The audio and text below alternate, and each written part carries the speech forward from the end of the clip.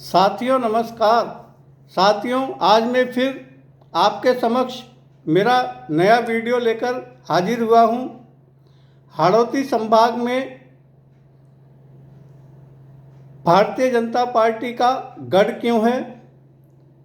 कांग्रेस के बनस्पत भारतीय जनता पार्टी हाड़ौती संभाग में मजबूत क्यों है?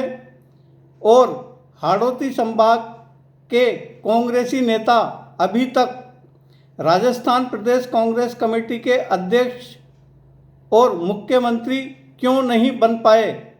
आज मैं इसी पर चर्चा करूंगा। साथियों, मेरे वीडियो को अंत तक देखना, सब्सक्राइब करना, लाइक करना और शेयर करना। राजस्थान में भाजपा को दो मुख्यमंत्री भैरव सिंह शेखावत और श्रीमती वसुंधरा राजे देने वाले हाड़ौती संभाग से अभी तक कांग्रेस का कोई भी नेता ना तो प्रदेश कांग्रेस कमेटी का अध्यक्ष बन पाया और ना ही प्रदेश का मुख्यमंत्री बन पाया। बल्कि जब कांग्रेस विपक्ष में होती है तब हाड़ौती संभाग का कोई भी कांग्रेसी विधायक विपक्ष का नेता भी नहीं बन पाया। लगभग 17 विधानसभा की सीट वाले और 2 लोकसभा सीट वाले कोटा संभाग में कांग्रेस के भीतर यदि भुवनेश चतुर्वेदी को छोड़ दें तो कोई भी ऐसा नेता नहीं हुआ जिसकी पहचान प्रदेश और राष्ट्रीय स्तर पर रही हो। भुवनेश चतुर्वेदी लगातार 4 बार राज्यसभा के सांसद बने और केंद्र की नरसिम्हा राव सरकार में प्रधानमंत्री कार्यालय में मंत्री भी रहे। वह ऐसा दौर था जब कांग्रेस के नेता भुवनेश चतुर्वेदी प्रदेश के मुख्यमंत्री भी बन सकते थे।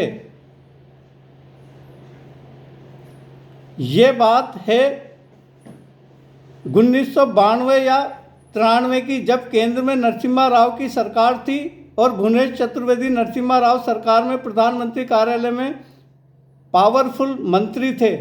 तब राजस्थान में कांग्रेस और भाजपा को विधानसभा चुनाव में पूर्ण बहुमत नहीं मिला था। तब अवसर था कांग्रेस के पास अपनी सरकार बनाने का, मगर राजस्थान के नेताओं ने भुवनेश चतुर्वेदी का समर्थन नहीं किया और प्रदेश में कांग्रेस की सरकार नहीं बनी।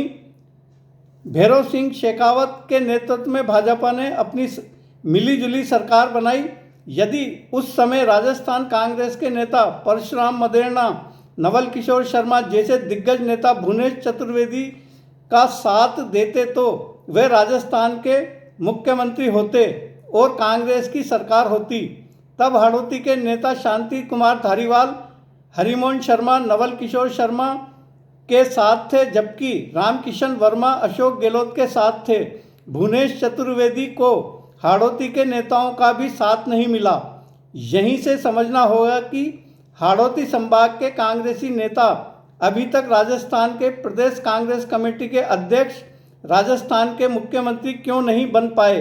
क्योंकि मारवाड़, मेवाड़ और शेखावाटी के नेता हाड़ौती के नेताओं को एकजुट नहीं रहने देते, बल्कि वे हाड़ौती के नेताओं के बीच आपस में राजनीतिक विवाद खड़ा करके रखते हैं।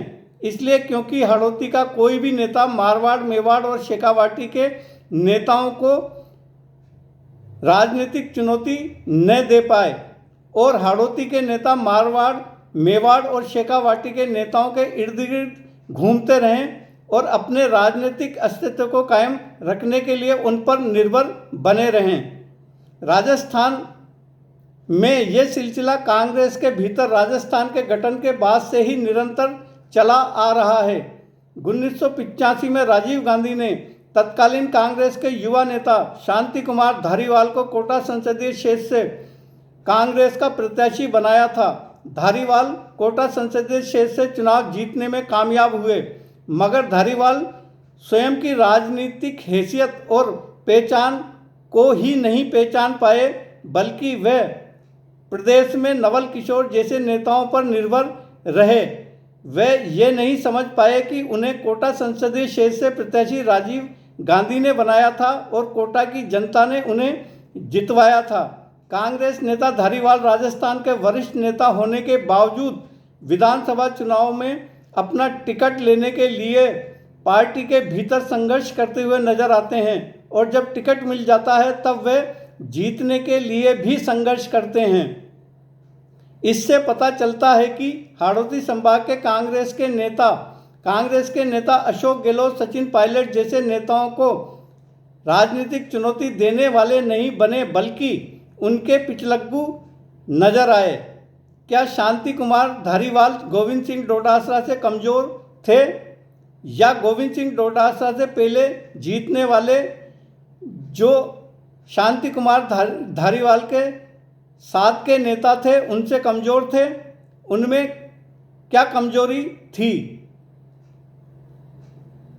ज़्यादातर नेता अपना स्वयं का राजनीतिक भविष्य और हैसियत को बचाने के लिए प्रदेश के बड़े नेताओं के पिछलग्गू के रूप में नजर आते हैं।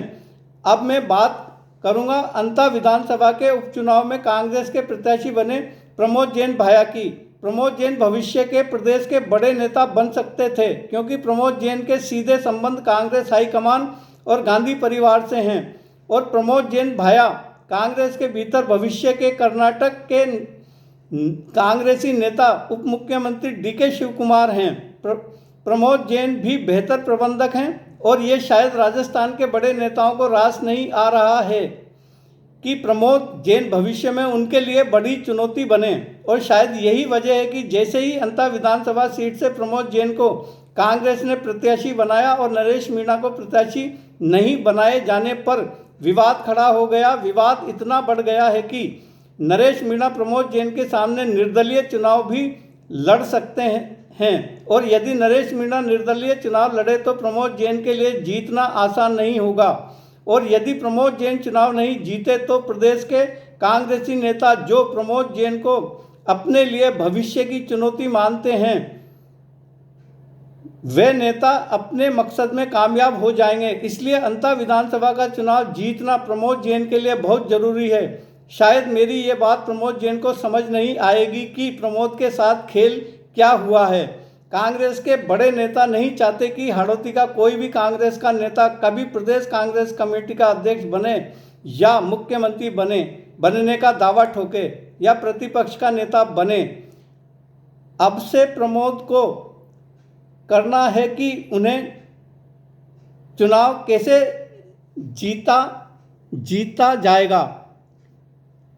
मैं जिस बात की चर्चा अपने वीडियो में कर रहा हूँ इससे यह भी नरेश मीणा को भी ये समझने की ज़रूरत है कि नरेश मीणा का टिकट प्रमोद जैन भाया ने नहीं काटा, बल्कि नरेश मीणा को टिकट उन नेताओं ने नहीं दिया जिन नेताओं के प्रति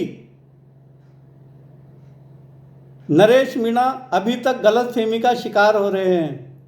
वे नेता स्वयं चाहते हैं कि हाड़ौती के नेता विवादों में रहें और वह भविष्य में उन बड़े नेताओं के लिए चुनौती नहीं बने। ये नरेश मीणा को भी गंभीरता से सोचना और समझना होगा। नरेश मीणा का टिकट प्रमोद जैन ने नहीं काटा। मैं फिर कह रहा हूँ, नरेश मीणा का टिकट काटा उन लोगों ने जिनको नरेश मीणा बड़ा नेता मानते हैं और उन पर भरोसा करते हैं। नरेश मीणा हालांकि उनको राजनीति में 25 साल हो गए जैसा कि वह कहते हैं, लेकिन उन्हें अभी भी ये समझना होगा कि वह प्रदेश के वह कौन नेता हैं जो नरेश मीणा को आगे नहीं बढ़ने देना चाह रहे हैं। साथियों, इस वीडियो में इतना ही। कल मैं एक बार फिर से अपना नया वीडियो लेकर हाजिर रहूँगा। तब तक के लिए धन्यवाद।